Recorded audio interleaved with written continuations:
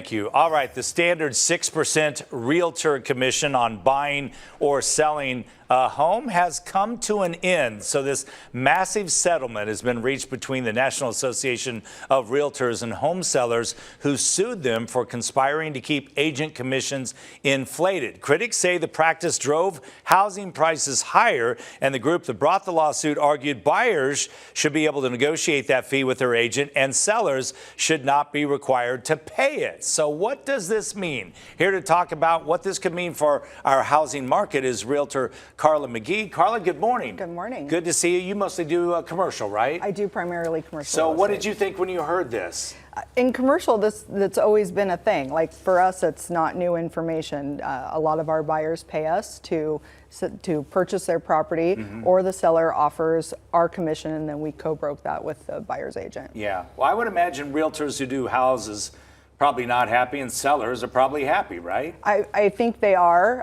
The agents are scrambling a little bit. There's a lot of back-end talk going on right now. But really, the biggest thing to come out of this is that the co-broke, what you're offering the buyer's agent, just will not be published anymore on the MLS. So it's not on MLS. So a lot of realtors will look on MLS, see a house, and see that it's 3%. Right. And so they're more inclined to show that house. Sometimes they shouldn't be. That's against their ethical but duties. I do have heard that some realtors really don't want to if it's not 3%. So instead of 5 to 6%, it's likely going to be 3 to 4%? I mean, it's whatever you negotiate with your agent.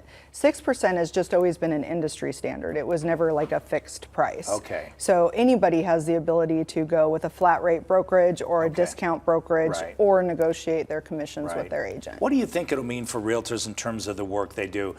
Some realtors will put it on MLS and they wait for the phone to ring. Some work it hard. They've got their brokers open, they're advertising, the videos, the pictures, they pay for all of that. So what will that mean if their commission's lower? I think what that can actually mean is better conversations with the sellers to show where your value is and what they're actually paying for. I think primarily what got us here is just not having good conversations with your clients and understanding where your value is. So we got interpreted as like order takers and just, hey, we just fill in blanks and sell your house.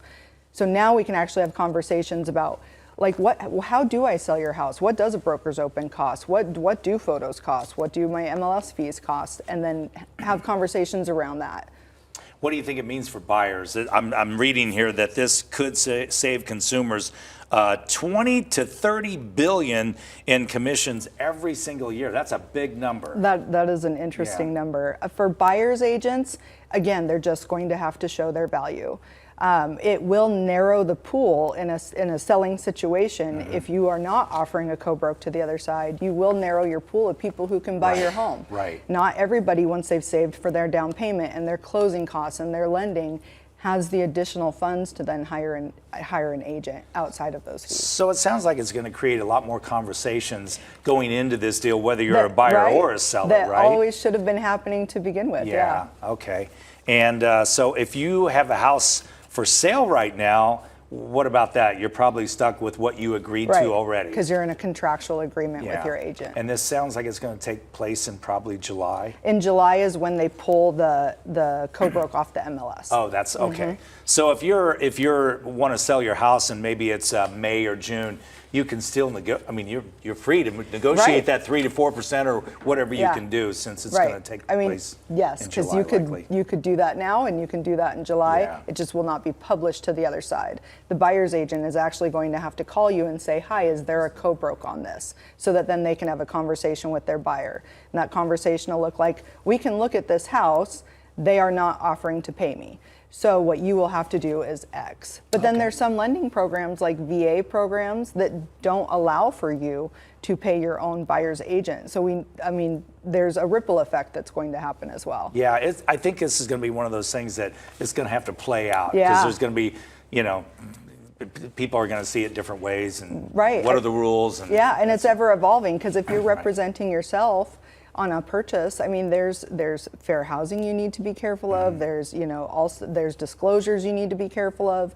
You're going into a purchase that has no warranty, no guarantee, and it's one of the largest purchases of your life. All right, so make sure you discuss everything with your realtor. Carla, thank you for coming down. Thanks for having me. Good luck to you. Thank you.